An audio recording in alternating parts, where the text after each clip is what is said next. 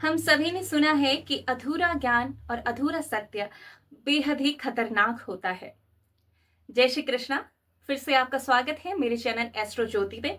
और जैसे कि आज जो मैंने शुरुआत की है वो आज के ही टॉपिक से संबंध रखता है।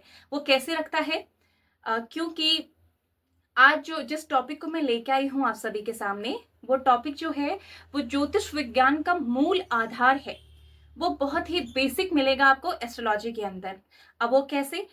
इससे पहले मैं एक बात आपसे कहना चाहूंगी कि पिछली वीडियो में एक श्रीमान है, उनका कमेंट आया था और उनका सजेशन भी था या अनुरोध भी था। उन्होंने कहा था कि वो ज्योतिष में रुचि रखते हैं और वो ज्योतिष को बहुत जीरो लेवल से समझना चाहते हैं। अब सिर्फ उनके सजेशन देने पे मेरे अंदर ये विचार नहीं आया कि उस पर काम किया जाए। असल में ऐसे बहुत सारे लोग मुझे मिलते हैं जो ज्योतिष में रुचि रखते हैं, जब उनको कुंडली सामने दिखाई देती है तो वो बेसिक चीज भी नहीं समझ पाते हैं।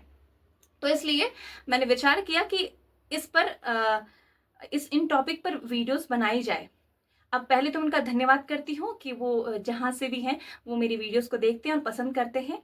तो आगे शुरू करते हैं आज का टॉपिक। जैसे कि मैंने कहा कि एस्ट्रोलॉजी में बेसिक से बेसिक चीज जो होती है, पहले हमें उसके बारे में ज्ञान होना चाहिए। यानी कि सत्य ज्योतिष अधूरा पता हो तो वो बहुत घातक हो सकता है। आप किसी को उपाय बताएं, आप उसके बारे में कुछ विश्लेषण करें तो वो बहुत ही भयानक स्थिति वाला हो सकता है।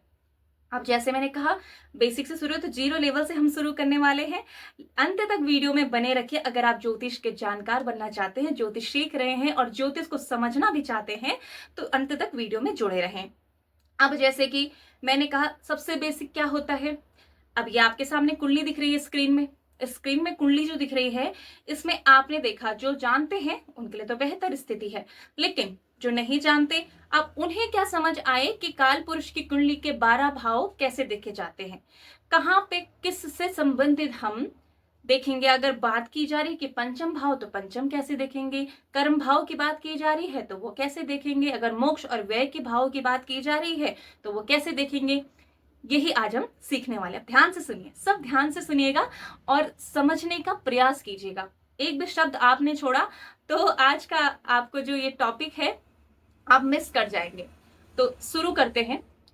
जैसे कि आपको स्क्रीन में ये कुंडली दिख रही है, कुंडली के सारे भाव दिख रहे हैं, 12 भाव हैं, गिन लीजिए, है ना, 12 भाव हैं। अब आपको क्या करना है, सबसे पहले हम बात करते हैं प्रथम भाव की। काल पुरुष की कुंडली में पहला भाव, लग्न का भाव, हमारे व्यक्तित्व का भाव, हम कैसे दिखते हैं, क्या है, ये पहला भाव दिखाता है हमारा, हमारे नेत्रों को हमारा पहला भाव दिखाता है। तो हम क्या देखेंगे पहला। अब यहाँ पे आपने देखा, आपको 3 नंबर यहाँ पे लिखा हुआ दिख रहा है, ये है कुंडली का पहला भाव, लग्न भाव जिसको बोलते हैं। बहुत बार आपने सुना होगा ज्योतिषियों से कि लग्न भाव, लग्नेश, आपने ये बहुत सारे शब्द सुने होंगे। अब जो ये पहला भाव है, ये क्या है, लग्न भाव, प्रथम भाव। अब यहाँ पे 3 नंबर लिखा है, इसमें बिल्कुल भी कंफ्यूज नहीं होना है। मेरी बात सुनिए ध्यान से। इसमें क्या है, जो ये 3 नंबर लिखा है, 3 नंबर का क्या मतलब है। अब आप बोलेंगे कि देवी जी, ये पहला आप भाव कह रही हैं लेकिन यहाँ पे तो 3 नंबर लिखा हुआ है, इसका मतलब तो ये तीसरा भाव हो सकता है। आप इसको भी समझिए। इसको समझने से पहले आपको ज्ञात होना चाहिए कि जो काल पुरुष की कुंडली है उसमें 12 भाव यानी कि 12 राशि से देखे जाते हैं। अब 12 राशि कौन कौन सी है? मेष, वृषभ, मिथुन, कर्क, सिंह, कन्या, तुला, वृश्चिक, धनु, मकर, कुंभ और लास्ट वाली मीन। 12 राशि हो गई। अब 12 राशि में क्या देखना है, जो ये 3 नंबर आपको एग्जैक्टली दिख रहा है कुंडली में, 3 नंबर का मतलब तीसरे नंबर पे कौन सी राशि आई, मिथुन राशि। अब मिथुन राशि मतलब ये कौन सा लग्न हुआ, मिथुन लग्न की ये कुंडली है जो आप सामने देख रहे हैं। तो यानी कि पहला भाव जो है यहाँ पे मिथुन राशि बनी हुई है, ये भाव पहला ही है, लेकिन यहाँ पे 3 नंबर लिखने का तात्पर्य होता है, 3 नंबर जब यहाँ पे आता है इसका मतलब जिस समय जातक का जन्म हुआ उस समय जो ये लग्न कुंडली है, अब जब जातक का जन्म हुआ तो उस समय उसके लग्न में यानी कि जो उसका व्यक्तित्व तैयार हुआ है वो कौन सी राशि में हुआ है, तीसरी राशि में, यानी कि मिथुन राशि। मिथुन राशि के स्वामी कौन है, बुध देव। तो बुध देव तीसरे मिथुन राशि के, मिथुन और कन्या इन दोनों के राशि स्वामी कौन से हैं? बुध देव। ये क्लियर हो गया पहला भाव। अब यहाँ पे राशि कोई भी बनो, अब मैंने तीसरे का एग्जाम्पल दिया है, तीसरे की जगह यहाँ पे 5 भी हो सकता है, यहाँ पे 2 भी हो सकता है, यहाँ पे 1 भी हो सकता है, यहाँ पे 12 भी हो सकता है, 8 भी हो सकता है। अब जो जिस नंबर के यहाँ पर जो नंबर यहाँ पे लिखा होगा पहला भाव, ये जो पहला भाव देख रहे हैं आप, इसका मतलब ये उस लग्न की कुंडली है। 3 तो मिथुन लग्न की कुंडली है, 4 तो कर्क लग्न की कुंडली है, 2 लिखा है तो वृषभ लग्न की कुंडली है। ये पहला भाव हो गया। ये इतना क्लियर हो चुका होगा सबको, पहला भाव है। अब चलते हैं दूसरे भाव की तरफ, जो 12 भाव में दूसरा भाव है। अब दूसरे में क्या चलेंगे? इधर नहीं चलना है, इधर दूसरा भाव यानी कि हमारा धन का भाव, हमारे दांत, हमारे कुटुंब, हमारी वाणी दूसरे भाव से देखी जाती है। अब जो ये दूसरा भाव है ये धन भाव कहा जाता है, यानी कि पैसा कितना आने वाला है हमारे जीवन में, हम कितने धनी होने वाले हैं, वो किससे देखा जाता है? सेकंड भाव से। अब एक और चीज समझ लीजिए, पहले वाली में भी था, पहला भाव जो होता है काल पुरुष की कुंडली में पहला घर मेष राशि का माना जाता है। माना वो वैसे ही जाएगा। एक बात ध्यान से सुनिएगा कि पहला भाव जो है माना वो मेष राशि का ही जाएगा, जिसके स्वामी कौन है? मंगल देव। तो पहला भाव मेष राशि का ही माना जाएगा, भाव मेष राशि का है, ध्यान रखिएगा, भाव मेष राशि का है काल पुरुष कुंडली में। लेकिन अब वो लग्न कौन सा है, वो किससे विचार किया जाएगा? वहां पे कौन सा नंबर लिखा हुआ है उस हिसाब से लग्न होगा। अब दूसरे भाव में चलते हैं। दूसरे भाव में माना जैसे 3 मैंने कहा कि 3 मिथुन लग्न, यहाँ पे लग्नेश क्या है? मिथुन है। उसके बाद दूसरे भाव में चलते हैं। दूसरे भाव में कौन से दिख रहे हैं? दूसरे भाव में 4 नंबर दिख रहा है। 4 नंबर कौन सी राशि है? कर्क राशि। अब ये मतलब 4 नंबर पे कौन सी है? कर्क राशि बन गई है। ठीक है, कर्क राशि के स्वामी कौन है? चंद्रदेव हैं। जो दूसरा भाव, ये इधर से देखिएगा, बिल्कुल ध्यान से देखिएगा, दूसरा भाव जो है वो चंद्रदेव की राशि का, यानी कर्क राशि यहाँ पे बनी हुई है। तो दूसरा भाव क्या हुआ? कर्क राशि। अब इससे इधर चलिए, तीसरे भाव की तरफ चलते हैं। तीसरा भाव जो है, तीसरा यानी कि ये मिथुन।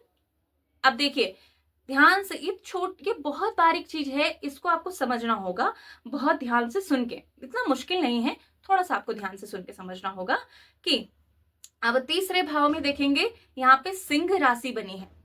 सिंह राशि, अब सिंह राशि यहाँ पे कैसे बनी है? क्योंकि देखिए 3 लग्न था मिथुन, फिर चौथा कर्क। बारी से आएगा जब हम लग्नेश के बाद जो राशियां आती है, ध्यान से सुनिए, जो लग्नेश के बाद राशियां आती है उसी क्रम में हम पूरे भाव में उन राशियों को बिछाएंगे। समझ आ गया? अब तीसरा लग्न था मिथुन का, चौथा था कर्क का। अब जो हम तीसरे भाव में आए, यहाँ पे कौन सी राशि बनी है? सिंह राशि, सूर्य देव की राशि। तो यानी कि तीसरा भाव जो है, वो तीसरा भाव वो मिथुन राशि का ही भाव है। काल पुरुष की कुंडली में भाव वैसे ही गिने जाएंगे कि पहला भाव मेष राशि का, दूसरा वृषभ राशि का, तीसरा मिथुन राशि का। लेकिन उसकी गणना विश्लेषण हम कैसे करेंगे कि वहां पे कौन सी राशि जातक की लग्न के अनुसार बनी है। इतना क्लियर हो गया? इसमें कुछ आपको मुश्किल नहीं होनी चाहिए समझने में। तो यहाँ पे 5वीं राशि यानी कि सिंह राशि बनी है, यहाँ पे क्लियर हो गया। अब चलते हैं चौथे भाव में। चौथा भाव कौन सा होता है? चौथा भाव होता है माता का। चौथा भाव होता है सुख का। चौथा भाव से क्या विचार किया जाता है? आपके वाहन, आपके मकान, आपकी जितनी भी ऐसी चीजें हैं उनका विचार किया जाता है। अब ना ध्यान से देखिए, समझिए इस चीज को। आप तीसरे से चौथे पे आए, चौथे पे कौन सी राशि बनी है? जैसे कि तीसरे पे सिंह राशि बनी थी, और चौथे में कौन सी बनेगी? बुध की कन्या राशि। कन्या राशि यहाँ पे बनी है। तो छठवा जो चौथा भाव, ये भाव चौथा है, यानी कि ये चंद्रमा का घर है। चौथी राशि कौन सी है? कर्क की है और चंद्रमा का घर है। लेकिन यहाँ पे चौथे भाव में कौन से है राशि बनी हुई है? बुध की राशि, कन्या राशि बनी हुई है। समझ में आ गया? चौथी राशि जो चौथा भाव है उसमें कन्या राशि बनी हुई है, जो चंद्रमा का घर है, इसीलिए इसे माता का घर कहते हैं, सुख का घर कहते हैं। ये हो गया चलितमान जो चीजें हैं। अब वाहन भी यहाँ पे देखा जाता है। ठीक है, तो ये चंद्रमा का घर है, घर चंद्रमा का है, लेकिन राशि कौन सी बनी हुई है? बुध की राशि है, कन्या राशि। अब बढ़ते हैं आगे। चौथे घर से देखिए 5वां घर। 5वें घर में क्या है? पांचवें घर में कौन सी राशि बनी है? जैसे मैंने कहा था, जिस लग्न से शुरू होगा उसके बिल्कुल क्रम में चलेंगे राशियों के। अब वहां पे छठवीं राशि बनी थी और पांचवा घर पांचवा है, यानी कि किसका घर है? सिंह राशि का घर, सूर्य देव का घर है, तो पांचवा घर है। अब पांचवें घर में कौन सी राशि बनी है? देखिए, ध्यान से समझने की कोशिश कीजिए, बिल्कुल एक शब्द भी मत छोड़िएगा। अब पांचवा घर जो है वो बना हुआ है तुला राशि का, यानी कि यहाँ पे तुला राशि विराजमान थी उस समय जब जातक का जन्म हुआ। तो यहाँ पे तुला राशि आ गई। कौन से घर में तुला राशि है?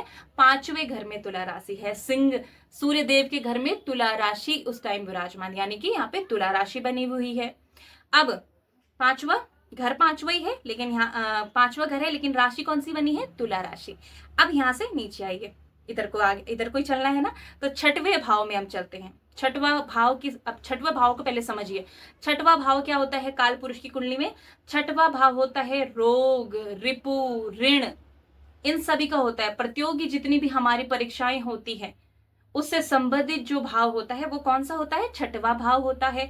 अब छठवें भाव में देखिए, ध्यान से देखिए, बिल्कुल ध्यान से देखिए, छठवें भाव में कौन सी राशि बनी है? तुला के बाद कौन सी राशि आती है?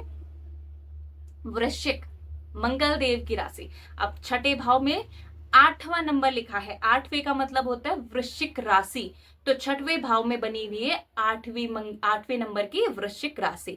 तो हमने पूरा लग्न से शुरू किया। लग्न को क्या बोलेंगे? पहला भाव बोलेंगे, रिवाइज कीजिए साथ साथ। दूसरा भाव होता है धन भाव, जिसमें एक मतलब राशि के क्रम से यहाँ पे मिथुन बनी थी, फिर कर्क बनेगी, तीसरे में सिंह बनेगी, चौथे में कन्या बनेगी, पांचवें में तुला बनेगी और छठवें में वृश्चिक बनी हुई है। तो छठवा भाव है ये कुंडली का। इससे क्या देखते हैं? रोग, ऋण, रिपु और आपके प्रतियोगी जितनी भी परीक्षाएं होती है उनको देखा जाता है। अब छठवें से ऊपर आइए सातवें भाव में, ये आपको सातवां दिख रहा होगा, सातवां भाव। एक और बात सुन लीजिए, अब ये दूसरा टॉपिक है, वैसे थोड़ा सा मैं यहाँ पे बता दूं कि केंद्र के भाव होते हैं 1, 4 और 7 और 10। ये जो चारों भाव हैं ये केंद्र के भाव हैं। इनको जो आपने बहुत सुना होगा एस्ट्रोलॉजर से कि केंद्र में आपके ये होने चाहिए, केंद्र में ये बैठे हो, तो ये चारों भाव याद रखिएगा, 1, 4, 7 और 10। तो ये चारों भाव क्या हैं? केंद्र के भाव कहे जाते हैं। अब जो सातवें की हम बात करें, ये कौन सा केंद्र भाव है? ठीक है, तो अब इसको समझिए। हम लग्न से चले थे, हम छठवें की बात भी कर ली हमने, सातवें में आ गए। अब सातवें में कौन सी राशि बनी है? सातवें में नंबर कौन सा लिखा हुआ है? 9, यानी कि धनु राशि। यहाँ पे धनु राशि बनी है, जो ये क्या कहेंगे? सप्तम भाव। अब ये भाव सप्तम है, ध्यान से सुनिए इस चीज को, ये भाव सप्तम है, लेकिन यहाँ पे क्या लिखा है? 9 नंबर। 9 नंबर का मतलब जो 9 नंबर की राशि होती है वो राशि सप्तम भाव में बनी हुई है, यानी कि सप्तम भाव होगा, बृहस्पति की राशि यहाँ पे बनी है। यानी कि इस कुंडली में एक और बात सुनिए, राशि का मतलब बनना है कि जो उस भाव का कारक ग्रह है उसकी राशि। अब यहाँ पे जो नवम भाव है, माफ कीजिएगा, सप्तम भाव है, यहाँ पे 9 नंबर लिखा है और 9 नंबर की राशि होती है धनु राशि। तो यहाँ पे सप्तम भाव में है ये सप्तम भाव, लेकिन यहाँ पे 9 नंबर लिखने का मतलब है यहाँ पे जन्म के समय जातक के जो धनु राशि थी वो सप्तम भाव में बनी थी। सप्तम भाव किस चीज के लिए होता है? हमारे व्यापार के लिए, हमारी साझेदारी के लिए, गृहस्थ के लिए सातवां भाव देखा जाता है। ठीक है, तो ये सातवां भाव किससे संबंधित? इन सबसे, जैसे मैंने आपको बताया, तो समझ गया। सातवां भाव सातवां ही है, ये घर शुक्र का ही है, 7वें नंबर की तुला राशि है ना, तो ये भाव शुक्र का ही है, लेकिन यहाँ पे लग्न के अनुसार धनु राशि बनी है। ठीक है, अब सप्तम से चलते हैं अष्टम भाव में। अष्टम भाव यानी कि 8वां, 8th हाउस समझ रहे हैं आप, 7th हाउस, 6 हम पूरे करके आ गए हैं। अब 8th हाउस यानी कि 8वें भाव में हम जाते हैं। 8वां भाव काल पुरुष की कुंडली में 8वां भाव मतलब 8वां घर किसका होता है? वृश्चिक राशि का, मंगल देव जिनके स्वामी है। लेकिन अब यहाँ पे आप 10वां नंबर देख रहे होंगे, अब फिर से कंफ्यूज नहीं होना है। 10वां नंबर मतलब यहाँ पे कौन सी राशि बनी है? जिस लग्न के अनुसार हम चल रहे, लग्न के अनुसार चलेंगे हम, उल्टा नहीं चलेंगे। ऐसा नहीं हो जाएगा कि हमने 3 नंबर लग्न देखा तो आगे 6 नंबर हो जाएगा, फिर 10 नंबर हो जाएगा, नहीं, क्रमशः चलेगा। जो जैसा लग्न उसके आगे की राशियां पूरी वैसी चलती जाएंगी। अब यहाँ पे 8वां घर है, 8वें घर में 10 नंबर लिखा हुआ है, यानी कि यहाँ पे बनी हुई है मकर राशि। मकर राशि के अधिष्ठाता कौन है? शनिदेव। ठीक है, अब ये जो 8वां घर है वो शनिदेव का है। इस मिथुन लग्न वालों के लिए 8वां घर किसका है? शनिदेव का है। 8वां घर से क्या देखते हैं? अचानक से आपके जीवन में घटनाएं, यानी कि अचानक से धन लाभ, अचानक से कोई दुर्घटना हो जाती है, आप गूढ़ रहस्यों के बारे में जो जानते हैं, रिसर्च वगैरह के बारे में जो देखते हैं, तंत्र मंत्र की साधना, ज्योतिष, ये सब इनसे 8वें घर से देखा जाता है। और 8वां घर इस लग्न के अनुसार क्या है तो ये घर मंगल का, लेकिन यहाँ पे राशि कौन सी बनी है जन्म के समय जब जातक की? वो बनी है वृश्चिक राशि। तो 8वां घर हो गया कुंडली का ये। तो यहाँ पे 10 लिखा है, इसका मतलब ये नहीं है कि 10वां घर, ये है 8वां घर, लेकिन यहाँ पे राशि 10वीं नंबर की बनी हुई है, यानी मकर राशि बनी है। अब ऊपर चलिए, यहाँ पे से थोड़ा ऊपर चलिए, यहाँ पे लिखा है ये कौन सा घर है? 8वां घर था। अब कौन सा घर चलेंगे? 9वां घर, कुंडली का 9वां घर। अब वैसे काल पुरुष की कुंडली में 9वां घर मतलब यहाँ पे धनु राशि, ये धनु राशि का घर है, ये गुरु बृहस्पति का घर है। लेकिन अब आप देख रहे होंगे यहाँ पे 11 नंबर लिखा है। 11 नंबर का मतलब 11वां भाव नहीं है, ये भाव 9वां ही है। मैं कहते जा रही हूँ बार बार कि ये भाव वही है जिसे हम पहले से दूसरे तीसरे चौथे ऐसे गिनेंगे। भाव 9वां है, लेकिन राशि यहाँ पे 11 लिखा है, इसका मतलब यहाँ पे राशि उस समय 11 बनी हुई थी। तो 11 राशि बनी थी। ठीक है, अब जब 11 यहाँ पे नंबर लिखा है तो ये शनिदेव की कुंभ राशि है ना। कुंभ, जैसे मैंने शुरुआत में ही बताया था कि इस नंबर में ये राशि होती है, ये राशि होती है। तो 9वें भाव में, 9वां भाव क्या दिखाता है? भाग्य का भाव होता है, धार्मिक रुचियों के भाव होता है। कैसा इंसान धार्मिक होगा, कम होगा, ज्यादा होगा, और किस तरह उसकी रुचि होगी, वो 9वें भाव से देखा जाता है। इंसान के भाग्य को भी 9वें भाव से देखा जाता है। अब वाला कॉन्सेप्ट रहने दीजिए कि दक्षिण भारत में इसको कैसे लेते हैं, उत्तर भारत में इसको कैसे देखते हैं, ये बाद में बताएंगे। आज का जो टॉपिक है हम उससे ना इधर उधर नहीं जाते, नहीं तो आप कंफ्यूज हो जाएंगे। तो 9वां जो भाव है उसमें क्या है? ये भाव 9वां ही है, ये है कालपुरुष कुंडली के अनुसार धनु राशि का घर। लेकिन लग्न के अनुसार देखते हैं ना, फिर लग्न के अनुसार ये यहाँ पे राशि जो बनी है, उस राशि जो नंबर लिखा है राशि बनी है, जैसे 11 लिखा है तो यहाँ पे कुंभ राशि बनी है, बाकी ये 9वां घर है। आपको यहाँ पे क्लियर हो गया होगा। अब 9वें से ऊपर चलते हैं। अब आप स्क्रीन पे देखते रहिए और समझते रहिए, कान मेरे बातों पे रखिए और आंख इस स्क्रीन पे जो कुंडली दिख रही है इस पे पूरी तरह से डिगा के रखिए। तो 9वें के बाद चलते हैं 10वें भाव में, 10th हाउस। ठीक है, 10th हाउस क्या है? 10th हाउस लोगों को बहुत जानना होता है। 10th हाउस के बारे में क्यों जानना होता है? क्योंकि 10th हाउस हमारे करियर का होता है, 10th हाउस हमारे कर्म भूमि है। 10th हाउस से क्या देखा जाता है कि हम जीवन में क्या करने वाले हैं, जीवन में हम कैसे सफलता पाएंगे, हमें कितनी सफलता मिलेगी, हमें संघर्ष करना पड़ेगा या एकदम से हमारी किस्मत हम पे मेहरबान हो जाएगी। वो आगे के टॉपिक है कि वहां पे कौन सा ग्रह कैसे बैठता है, किस स्थिति में है, उसके अनुसार। लेकिन आप अभी सिर्फ इस पे नजर रखिए कि ये कौन सा घर है कालपुरुष कुंडली के अनुसार? 10वां घर। 10वां घर किसका होता है? शनिदेव का, यानी कि मकर राशि का। तो ये 10वां घर जो है ये मकर राशि का है। लेकिन अब एक चीज ध्यान दीजिए, कंफ्यूज बिल्कुल मत होइएगा। यहाँ पे नंबर क्या लिखा हुआ है? यहाँ पे 12 लिखा हुआ है ना। 12 किसका होता है? 12 होता है बृहस्पति देव का, यानी कि मीन राशि। तो ये जो कुंडली लग्न है, मिथुन लग्न की कुंडली है, इसमें जो 10वां घर है तो वो शनिदेव का ही घर, लेकिन वहां पे राशि क्या बनी है? 12वीं राशि, यानी कि मीन राशि। तो पिता का भाव भी 10वें भाव को कहा जाता है। ठीक है, तो 10वें भाव कौन सा हुआ? ये जो बिल्कुल 10वां भाव मैंने आपको क्या बताया था पहले कि 10वें भाव को केंद्र का भाव कहते हैं, है ना। 1, 4, 7, 10 ये क्या होते हैं? केंद्र के भाव होते हैं। अब यहाँ पे तक क्लियर हो गया कि नंबर से कुछ फर्क नहीं पड़ने वाला। नंबर 12वां है, यहाँ पे राशि बनी हुई है मीन राशि, लेकिन ये घर कौन सा है? 10वां ही है। अब इससे आगे जाइए, इसे देख लीजिए 10वें से ऊपर को आपको जाना है। यहाँ पे ये कौन सा घर है 10वें के बाद? ऑब्वियसली 11वां घर होगा। 11 घर है। अब 11वां घर कालपुरुष कुंडली में कुंभ राशि का होता है, यानी कि शनि देव का है। लेकिन अब यहाँ पे क्या देखना है? यहाँ पे हमको देखना है कि यहाँ नंबर कौन सा लिखा हुआ है, यहाँ पे राशि कौन सी बन रखी है। अभी आगे बहुत सारे टॉपिक है हमारे पास कि कौन सी राशि बनी है, कौन सा यहाँ पे कारक होता है, वो हम आगे जानेंगे। लेकिन अभी हमको सिर्फ इतना समझना कि ये 11वां घर है और 11वें घर में 1 नंबर लिखा है। अब 1 नंबर, आप बोलेंगे अब यहाँ पे 12 था, यहाँ पे 1 कैसे आ गया? मिथुन लग्न से चल रहे हैं ना, तो मिथुन लग्न के अनुसार 3, 4, 5, 6, 7, 8, 9, 10, 11, 12 अब 1, फिर से 1 कालपुरुष की कुंडली, फिर से राशियां शुरू होंगी ना, क्योंकि हम उसके क्रम में चले। तो 11वें भाव में 1 नंबर लिखा है, यानी कि यहाँ पे मेष राशि बनी है। मेष राशि जिसका मैंने बताया था मंगल देव जिसके स्वामी है, तो यहाँ पे 1 नंबर लिखा है। 11वां भाव ये 11वां ही है, ये घर शनिदेव का ही है, लेकिन 1 नंबर का मतलब यहाँ पे होता है कि यहाँ पे मेष राशि बनी हुई है। आपको बिल्कुल समझ आ गया होगा 11वां भाव किसके लिए रिप्रेजेंट करता है।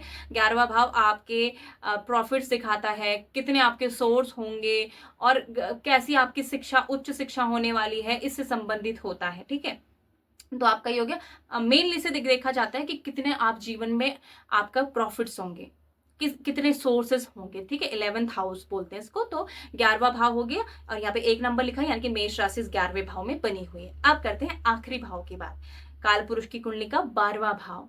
अब काल पुरुष की कुंडली के अनुसार 12वीं राशि मीन राशि है। ठीक है, तो ये 12वां भाव है, लेकिन यहाँ पे जिसका मेष लग्न होगा उसके लिए यहाँ पे 12 नंबर ही आएगा, मीन राशि ही बनेगी।